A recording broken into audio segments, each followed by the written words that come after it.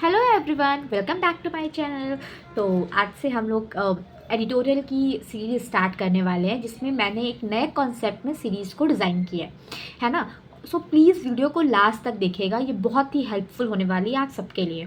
तो अब एडिटोरियल को स्टार्ट करने से पहले हम कुछ इंपॉर्टेंट चीज़ों को जान लेते हैं। सबसे बड़ा मिथ, आप लोग जो एडिटोरियल को लाइन वाइज पढ़ते हो और बस उसमें जो भी इंपॉर्टेंट मीनिंग जो आपको नहीं आती है उसको लिख लेते हो, ठीक। तो ये एडिटोरियल नहीं होता है ना।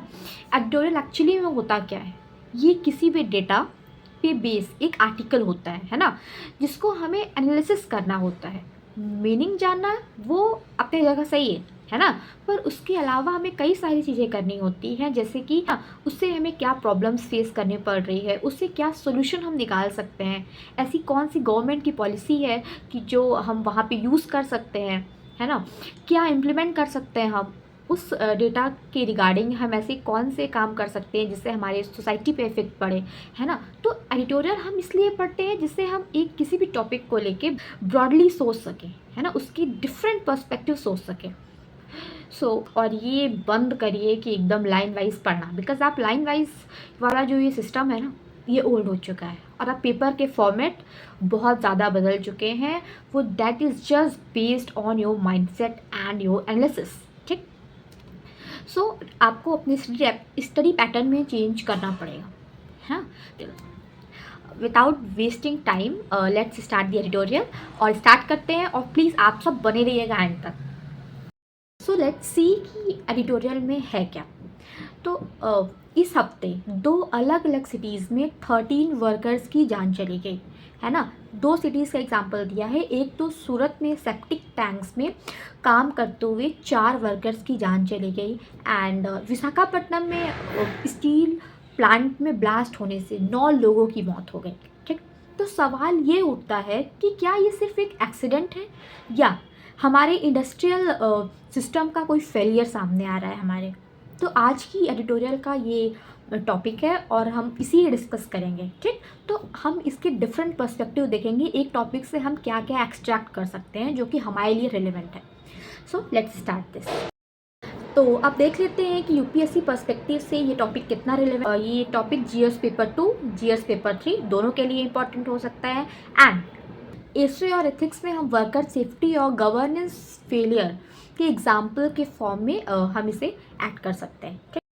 तो आइए हम लोग देखते हैं कि इस एडिटोरियल का इंग्लिश मीनिंग क्या होगा, जिससे आपको एक पूरा आउटकम समझ में आएगा कि आखिर इस एडिटोरियल में है क्या।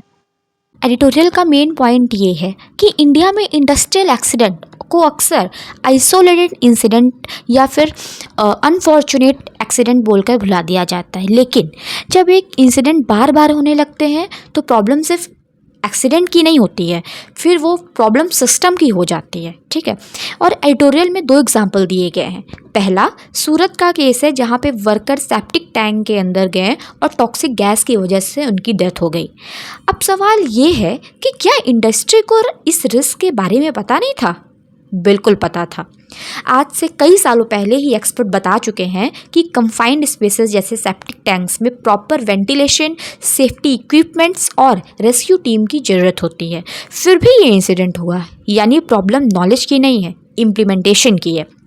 दूसरा इंसिडेंट विशाखापट्टनम की स्टील प्लांट में हुआ, जहां ब्लास्ट की वजह से कई वर्कर्स की जान चली गई। स्टील इंडस्ट्री नेचुरली रिस्की होती है, ये सबको पता है, क्योंकि यहाँ पे हाई टेम्परेचर, हैवी मशीनरी और डेंजरस गैसेस का यूज़ होता है।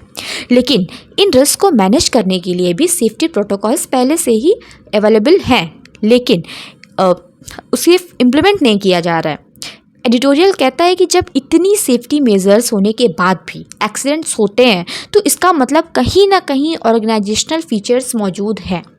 कई रिपोर्ट्स में ये भी सामने आया है कि कुछ इंडस्ट्रीज़ में स्टाफ कम कर दिया गया है, मेंटेनेंस को डिले किया जा रहा है और कॉन्ट्रैक्ट्स वर्कर पर डिपेंडेंसी बढ़ गई है।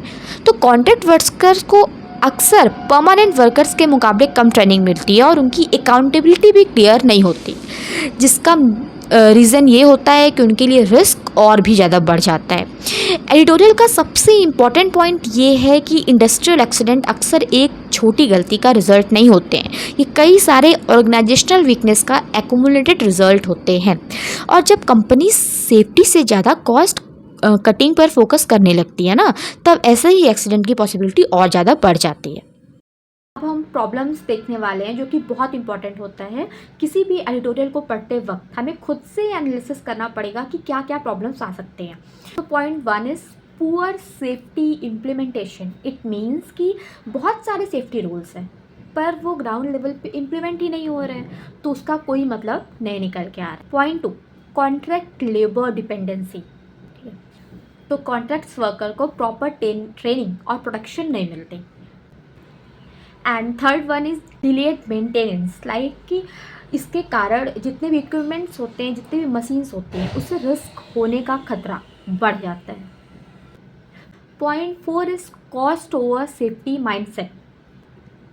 इसका मतलब है कि कुछ इंडस्ट्रीज़ जो होती हैं वो सेफ्टी के बजाय अपना खर्च बचाने के लिए उसको ज़्यादा प्रियोरिटी देती हैं। ठीक है, उनके लिए सेफ्टी का कुछ मतलब नहीं होता है, दे जस्ट वांट कि हमारा पैसा बच जाए।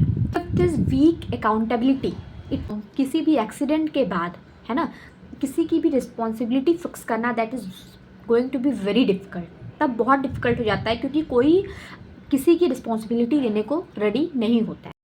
नाउ लेट्स सी कि क्या क्या सॉल्यूशंस हो सकते हैं और वे फॉरवर्ड क्या हो सकता है। 1 is strict safety audits. It means कि रेगुलर इंस्पेक्शन होना चाहिए कंपनीज में और सरप्राइज ऑडिट्स होना चाहिए जिससे हमें रियलिटी पता चल सके।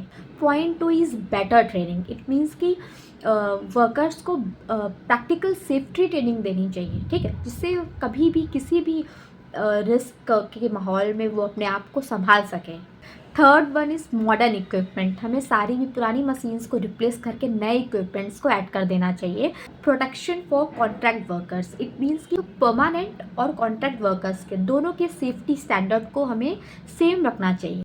तो अब हम इम्पोर्टेंट कीवर्ड्स को देखने वाले हैं जिसमें सिनोनिम, एंटोनिम्स आपको स्क्रीन में मिल जाएगा और उसकी मीनिंग मिल जाएगी एंड इंग्लिश मीनिंग मैं आपको बताऊंगी।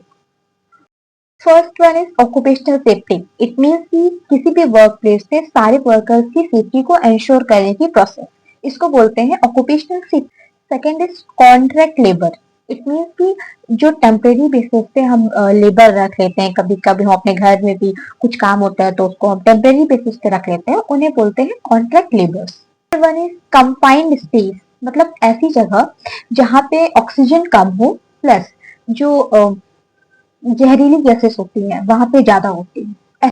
Next one is safety audit. It means कि कंपनी के जितने भी सेफ्टी स्टैंडर्ड है उसको चेकिंग करने की प्रोसेस को हम बोलते हैं। ठीक, तो जल्दी से आइए हम इसका इम्पैक्ट देखते हैं और यहीं पे अपने एडिटोरियल को एंड करते हैं। ठीक है, तो if we just talk about the conclusion of this editorial, then that is कि जितने भी इंडस्ट्री एक्सीडेंट्स हैं इसको अनफॉर्चुनेट या फिर बैड लक समझना बहुत ही गलत होगा, क्योंकि जब एक ही तरह की सेफ्टी फेलियर हमें बार बार दिखने लगे तो वहां पे प्रॉब्लम किसी इंडिविजुअल वर्कर की नहीं होती है, वहां साफ प्रॉब्लम दिख रही होती है हमारे सिस्टम की। तो अगर इंडिया मैन्युफैक्चरिंग पावर हाउस बनना चाहता है तो उसको प्रोडक्शन के साथ साथ वर्कर की सेफ्टी को प्रायोरिटी देना होगा and that is very important. and that is the main conclusion of this editorial and now अब हम इस एडिटोरियल को एंड करते हैं यहाँ पे।